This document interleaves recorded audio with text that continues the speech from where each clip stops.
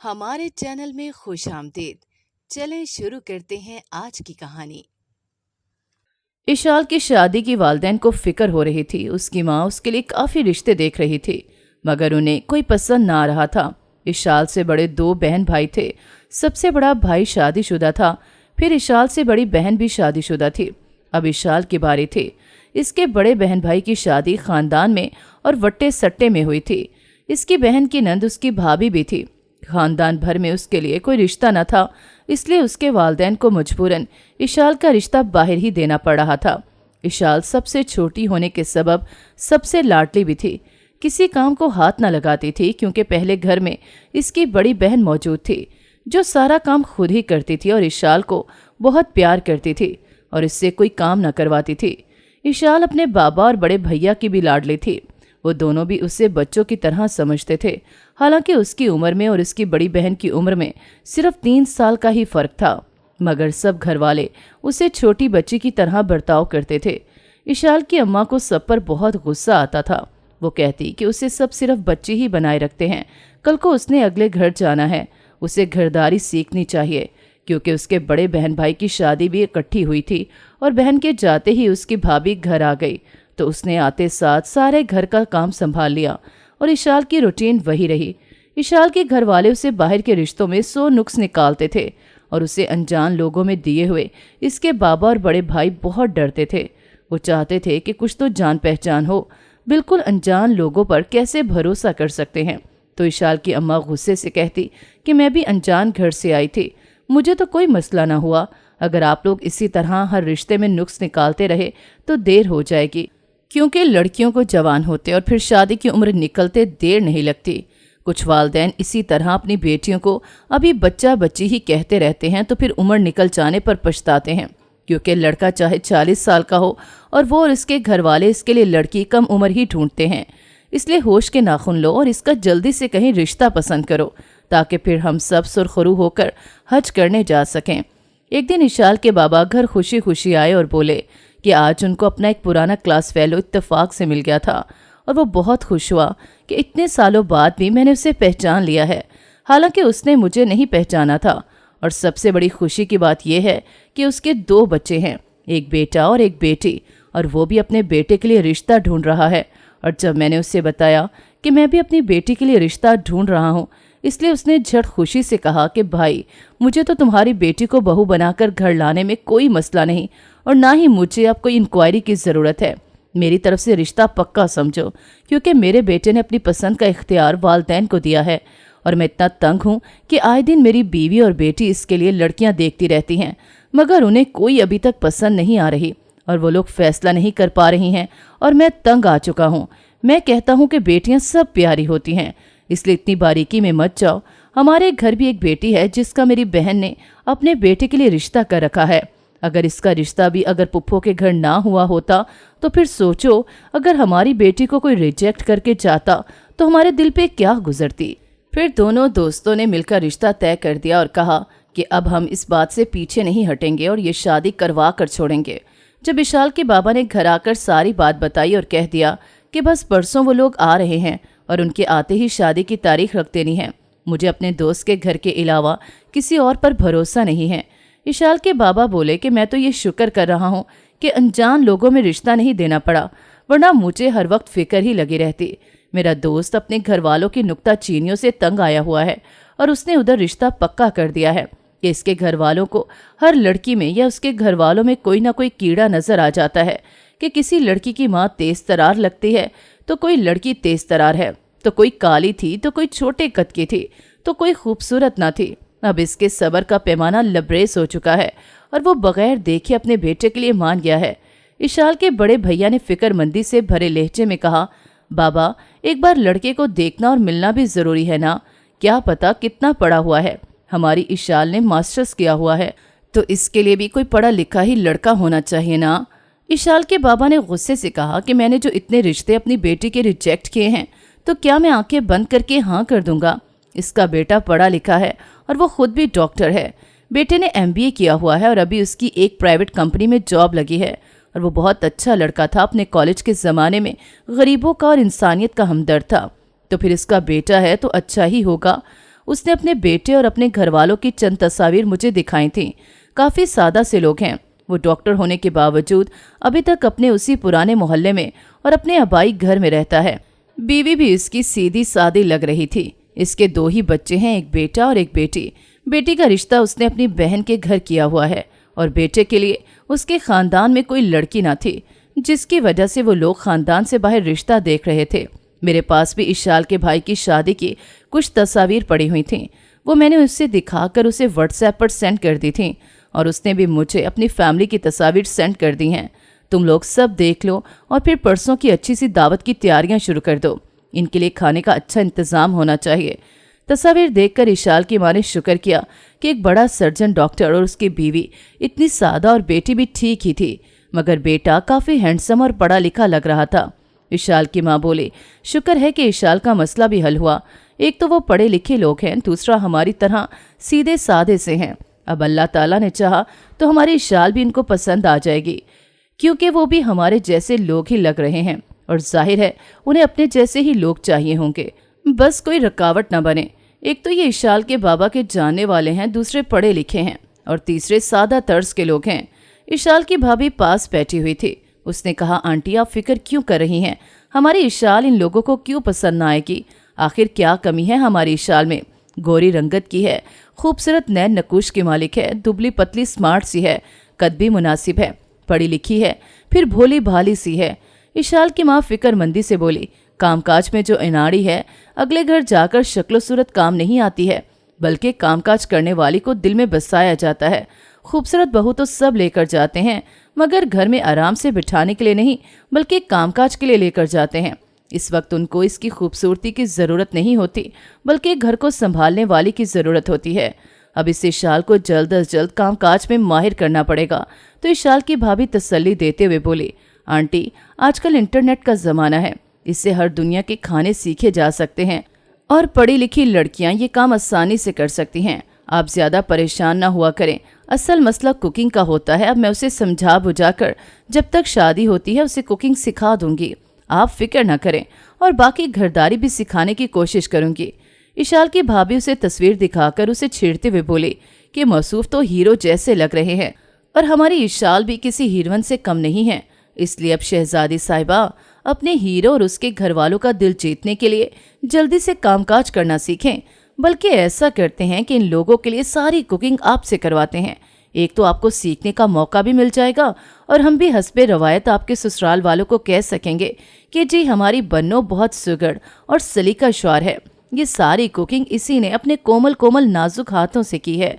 तो क्या आप अपने होने वाले ससुरालियों का दिल जीतने के लिए तैयार हैं? क्योंकि दिल जीतने के लिए मज़ेदार खाने खिलाना ज़रूरी होता है।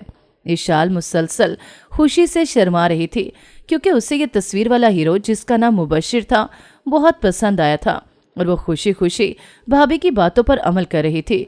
इशाल नेट से देखकर कोई पास्ता नूडल्स वगैरह बनाना चाहती थी, मगर उसकी भाभी ने उससे मशवरा दिया कि ज़्यादातर घर के बुजुर्ग रवायती खाना खाना ही पसंद करते हैं और ये पास्ता नूडल्स तो हर कोई खाना पसंद नहीं करता।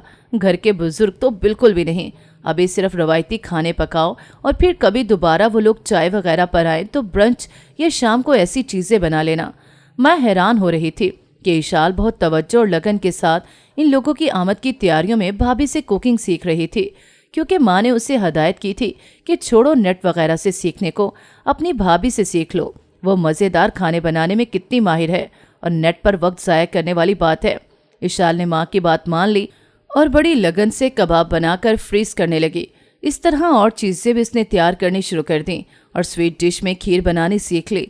2 दिन में वो दोनों इशाल और उसकी भाभी ने आइन वक्त पर सारे खाने की तैयारी मुकम्मल कर ली और इन लोगों को कोल्ड ड्रिंक पिलाने की बजाय ताज़ा फलों का फ्रेश जूस बना कर रख दिया। इशाल के ससुराल से सब घर वाले आ गए। इशाल घर की बारीकी से सफाई कर रही थी। दुपट्टा लपेटे वो जल्दी जल्दी गैराज धो रही थी। 2-3 दिनों से कामकाज में लगी हुई थी। इसके बाबा ने बताया कि वो लोग घर से निकल चुके हैं। इसके बाबा ने पहली मुलाकात में ही उनको लोकेशन भेज दी थी और उन्होंने फ़ोन कर दिया था कि वो लोग घर से निकल चुके हैं। बल्कि घर के करीब तरीन पहुंचकर उन्होंने कॉल की थी कि वो लोग घर से निकल चुके हैं और उसके बाबा ने अपने अंदाजे से बताया था कि उसके घर का फासला हमारे घर से 20 मिनट की दूरी पर है। और इशाल ने सोचा कि अभी तो काफ़ी वक्त पड़ा हुआ है, तो तो वो जल्दी से गैराज धोकर फिर वॉशरूम में जाकर नहा धोकर तैयार हो जाएगी। वो अच्छा सा भाभी का सिलेक्ट किया हुआ सूट वॉशरूम में रख कर आ गई थी और ट्राउजर के पाइंचे ऊंचे किए काम वाली के साथ पाइप के साथ गैराज धो रही थी। खुद काम वाली से ज्यादा मैले कुचैले हुलिये में मलबूस थी। काम वाली दरमियानी उम्र की थी। इतने में उनके घर के बाहर जरा फासले पर गाड़ी रुकी और उसके बाबा के दोस्त की फैमिली गाड़ी से उतरने लगी। इशाल ने कोई खास ध्यान न दिया और वाइपर मारने में लगी रही और अपनी धुन में जल्दी जल्दी लगी रही और बगैर ध्यान दिए वो गुनगुनाती हुई तेजी से सर झुकाए अंदर चली गई और तेजी से वॉशरूम में चली गई। उसके वॉशरूम जाते ही मेहमान अंदर आ गए। जब इशाल नहाकर वापस निकली तो भाभी चाय बना रही थी। वो हैरान होकर पूछने लगी, क्या गेस्ट आ गए? भाभी बोली, हाँ। इशाल हैरत से पूछने लगी, तो चाय क्यों बना रही हैं? पहले जूस देना ना। भाभी जल्दी से बोली, वो जूस पी चुके हैं। कब आए? जब तुम वॉशरूम जा रही थी। इशाल बोली, शुक्र है उन्होंने मुझे इस हुलिये में नहीं देखा।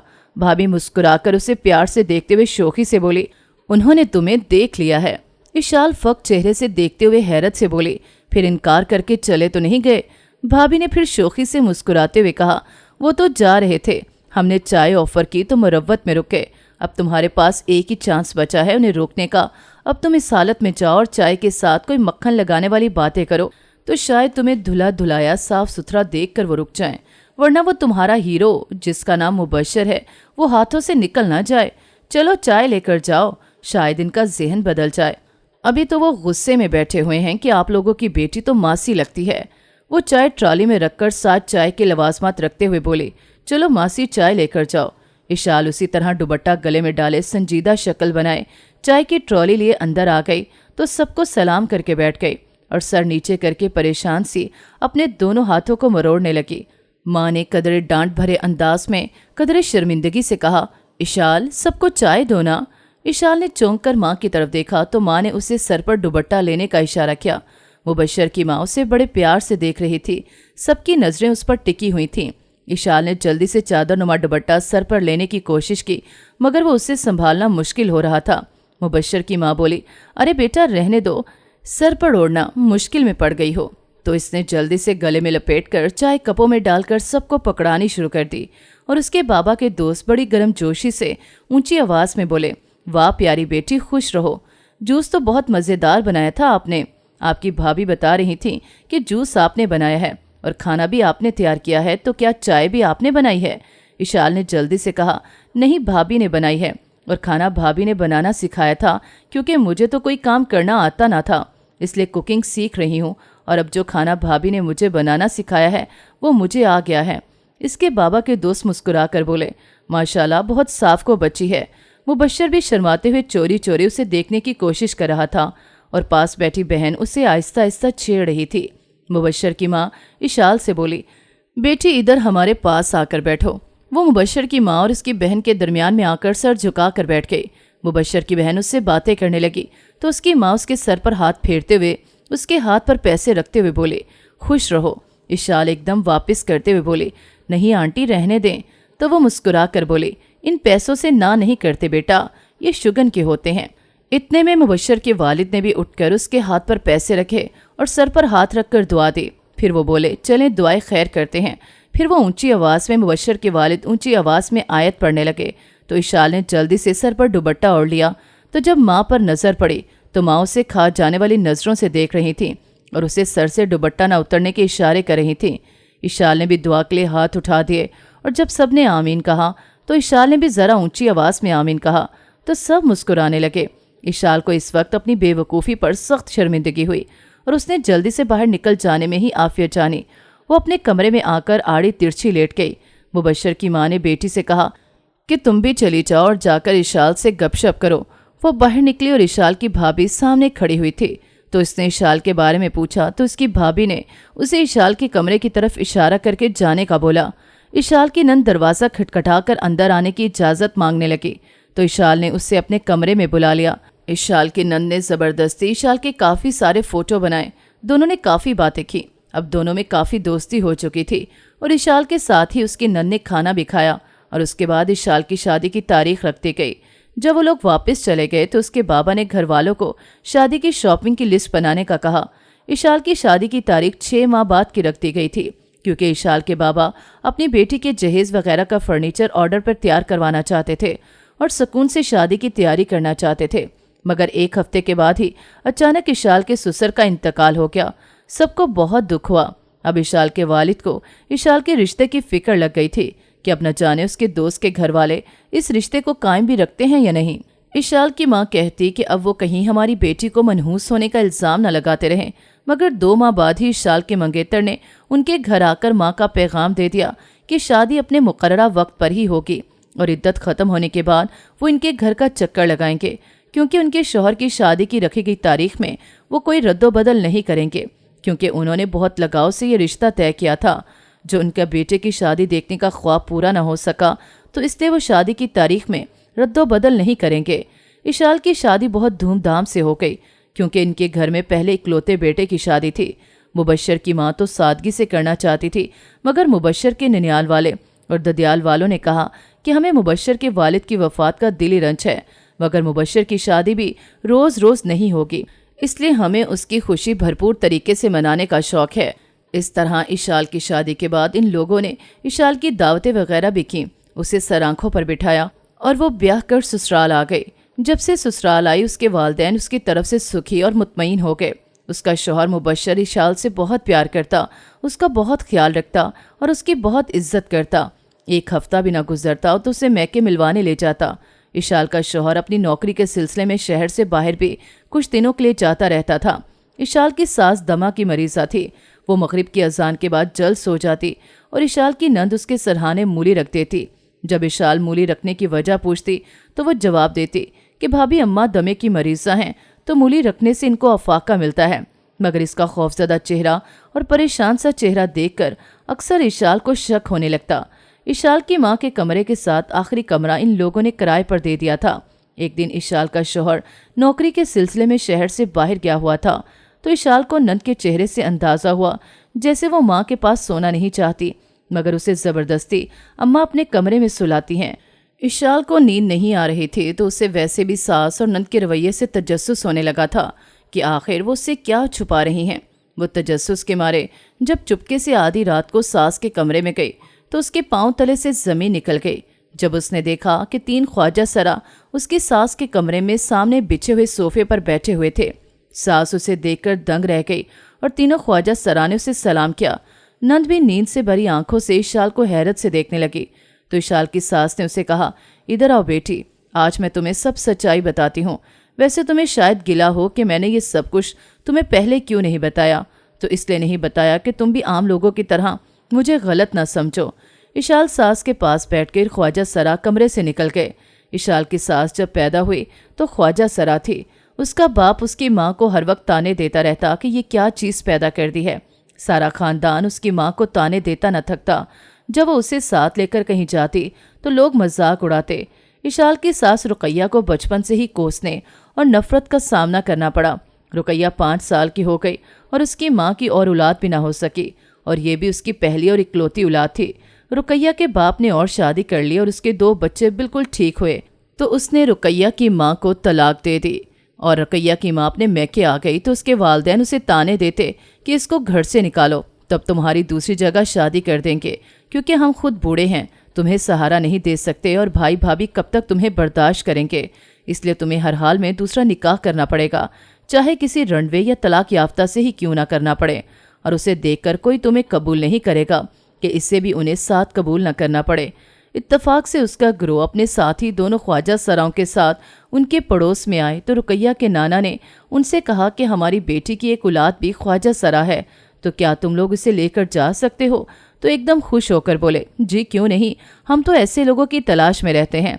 जब उन्होंने घर आकर रुकैया की माँ से कहा कि रुकैया के ठिकाने का बंदोबस्त हो गया है और उससे नन्ही सी मासूम रुकैया, जिसका माँ ने बहुत शौक से रुकैया नाम रखा था, उसे ज़बरदस्ती माँ से छीनकर गुरु के हवाले कर दिया गया। वो रोती रही, चिल्लाती रही, उसकी माँ भी रोती रही, मगर किसी को इन दोनों पर तरस ना आया और इन दोनों को जुदा कर दिया गया। रुकैया को गुरु ने बड़ी मुश्किलों से बहलाया, खिलौने लेकर दिए, अपने पास सुलाता और इसका बहुत ख्याल रखता। आहिस्ता आहिस्ता रुकैया बहलने लगी और गुरु ने उसे खुद पढ़ाना शुरू किया। गुरु ने भी मैट्रिक तक तालीम हासिल कर रखी थी।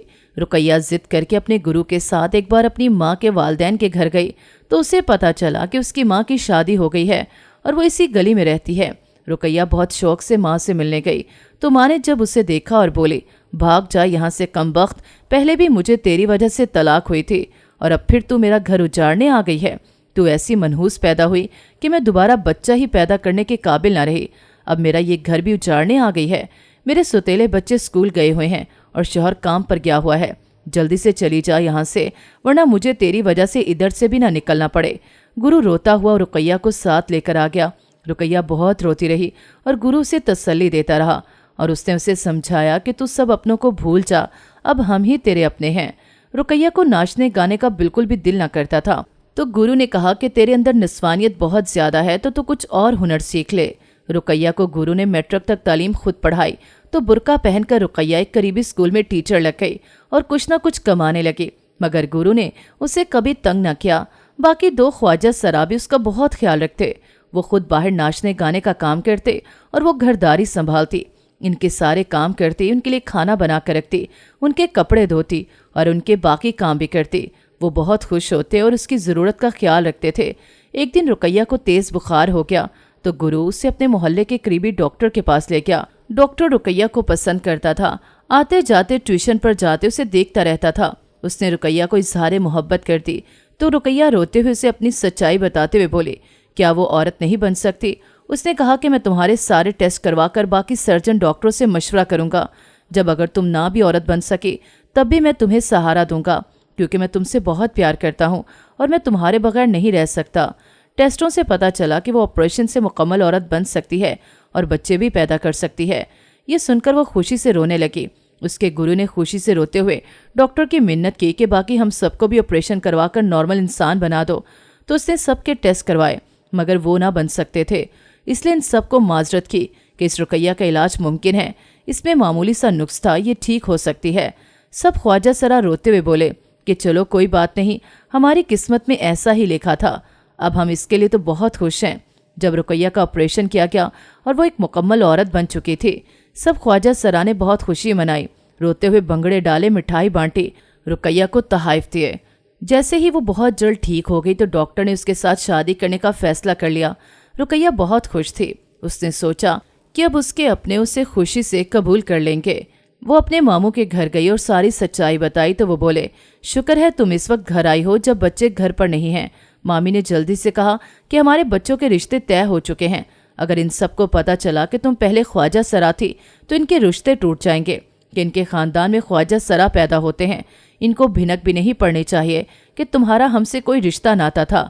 اور اس نے ماں کو نمبر لے کر فون کیا تو ماں نے مبارکباد دی مگر اپنی مجبوری ظاہر کر دی کہ وہ بھی شوہر اور بچوں کی وجہ سے تمہارے ماموں کی طرح مجبور ہے کہ کل ان کی بھی شادیاں ہونی ہیں۔ رقیہ روتے ہوئے بولی، اماں وہ آپ کے سوتیلے بچے ہیں اور میں آپ کی سگی بیٹی ہوں، پلیز میرے ساتھ رہ لیں، میں آپ کو پالوں گی، خدمت کروں گی۔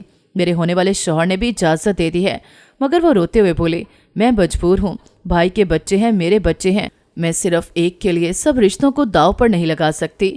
میں آخر تمہاری ماں ہوں، میں نے تمہاری خیر خبر ہمیشہ خفیہ طور پر رکھی ہے، تم سے بہت پیار کرتی ہوں، سب سے چھپ کر تمہیں چوری کتنی بار دیکھنے بھی آئی۔ میرے بھائی نے مجھے دھمکی دی تھی کہ تم نے اگر اس کے ساتھ اپنا رشتہ جوڑا تو ہم صرف تم سے ناتا ہی نہیں توڑیں گے بلکہ رقیہ کو مار بھی سکتے ہیں۔ اگر اس کی زندگی چاہتی ہو تو اسے بھول جاؤ، ورنہ پھر تمہیں کیا پتا کہ تمہیں پیدا کرنے کے جرم میں تم سے زیادہ میں نے سزا پائی ہے، ایک طلاق کی، دوسرا دنیا تو کیا اپنے سگوں کے تانوں کی۔ اس لیے میں اب مزید دنیا کا مقابلہ نہیں کر سکتی اور نہ تم کر سکتی ہو، تمہیں بھی اپنے ماضی کو دفن کرنا ہوگا۔ تمہیں کیا پتا میں تمہارے لیے کتنا تڑپی رہی ہوں، تم میری اکلوتی اولاد ہو، لوگ معذور بچوں کو تو پال لیتے ہیں، انہیں قبول کر لیتے ہیں، ان کو تنہا نہیں چھوڑتے، ان کی ساری زندگی خدمت میں گزار دیتے ہیں اور ان کی اپنی اولاد بتاتے ہوئے بھی کوئی شرم محسوس نہیں کرتے۔ اسی طرح خواجہ سرا بھی تو جسمانی معذوری کا شکار ہوتے ہیں، پھر ان کے ساتھ یہ ناروا سلوک کیوں کیا جاتا ہے، یہ رسمیں کیوں توڑی نہیں جاتی کہ ان کو بھی قبول کیا جائے، ان کو بھی تعلیم دلوا کر معاشرے میں عزت سے کمانے کا موقع دیا جائے، بوڑھے ہونے پر ان کو حکومت کی طرف سے پینشن ملنی چاہیے تاکہ یہ اس صورت میں بھی کسی کے محتاج نہ ہو، اور ان کے لیے اولڈ ہوم بنائے جائیں تاکہ ان کی سرکاری طور پر آخری عمر بے سہارا نہ گزرے، کیونکہ یہ بہت مظلوم طبقہ ہوتا ہے، اس لیے ان پر سب سے زیادہ خصوصی توجہ دینی چاہیے سب سے زیادہ قصور ان کے والدین کا ہوتا ہے جو ان کو گھر سے نکال دیتے ہیں اور قبول نہیں کرتے اور دنیا کے تانوں سے ڈرتے ہیں۔ وہی اگر ان کے ساتھ اچھا سلوک کر کے ان کو گھر سے نہ نکالیں تو معاشرے سے یہ برائی ختم ہو سکتی ہے اور لوگ رفتہ رفتہ ان کو قبول کرنے لگیں گے۔ اگر یہ بھی ناچ گانا چھوڑ کر کوئی نوکری کریں، یہ خود بھی کوشش کریں اور بھیک مانگنا چھوڑ دیں تو جلد ان کی بھی عزت بننی شروع ہو جائے گی۔ رقیہ نکاح کے وقت بھی پھوٹ پھوٹ کر روتی رہی کہ کاش اس وقت اس کی ماں اس کے قریب ہوتی، مگر وہ نہ تھی۔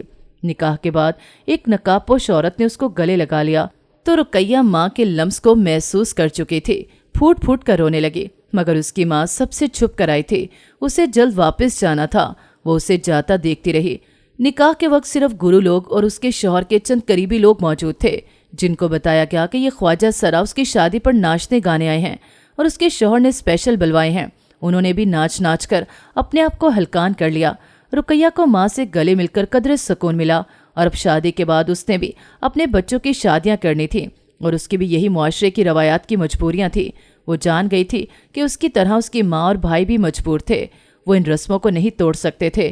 جب اشال نے ساری کہانی سنی تو ایک جذبے سے بولی کہ ہر کوئی ابتدا کرنے سے ڈرتا ہے، میں ابتدا کروں گی، میں ان خواجہ سراؤں کے حق میں آواز اٹھاؤں گی، ان کو معاشرے میں ایک مقام دلوانے کے لیے فلاحی ادارہ قائم کروں گی۔ ساس نے اسے گلے لگا لیا اور دعائیں دیں کہ اللہ پاک تمہیں تمہارے اس نیک مقصد میں کامیاب کرے۔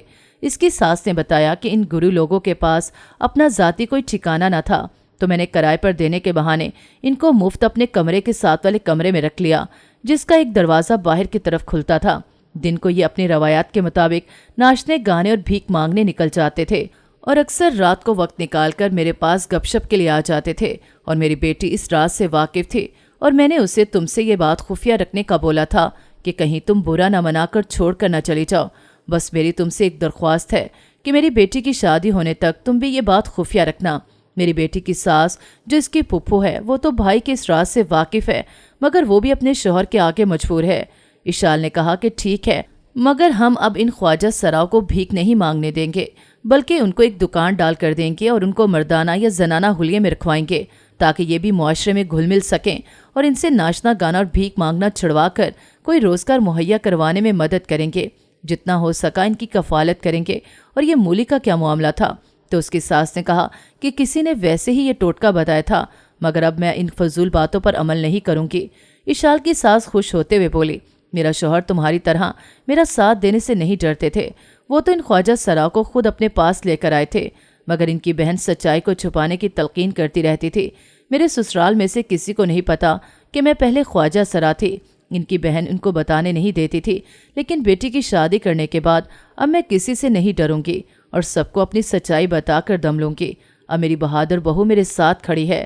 اشال کی نند بولی، شادی کے بعد میں بھی اپنے شوہر کو منانے کی کوشش کروں گی اور ان کو ساتھ مل کر اس کام کے لیے کوشش کرتے رہیں گے۔ ساس نے خوش ہو کر اشال اور بیٹی کی طرف دیکھا۔ ناظرین، اگر آپ کو ہماری کہانی اچھی لگی ہے تو ویڈیو کو لائک کریں، شیئر کریں اور ہمارے چینل کو سبسکرائب کریں۔ اگلی ویڈیو تک اجازت دیں۔ اللہ حافظ۔